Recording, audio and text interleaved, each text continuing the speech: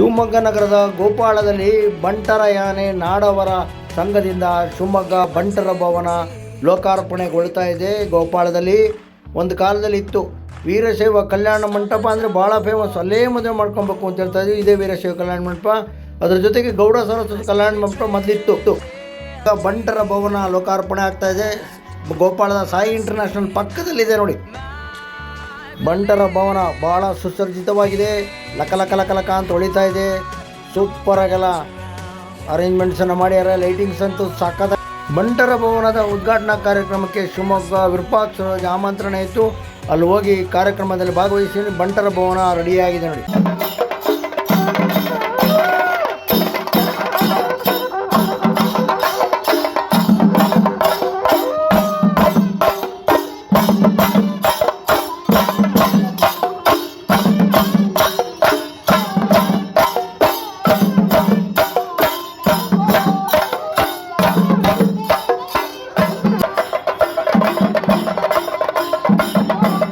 ನನ್ನ ವಿಡಿಯೋಗಳು ಲೈಕ್ ಆದಲ್ಲಿ ಯೂಟ್ಯೂಬ್ ಚಾನಲ್ ಇದೆ ಶಿವಮೊಗ್ಗ ವಿರೂಪಾಕ್ಷ ಅಂತ ಸಬ್ಸ್ಕ್ರೈಬ್ ಮಾಡಿ, ಬೆಲ್ ಬಟನ್ ಒತ್ತಿ. ನಮಸ್ಕಾರ.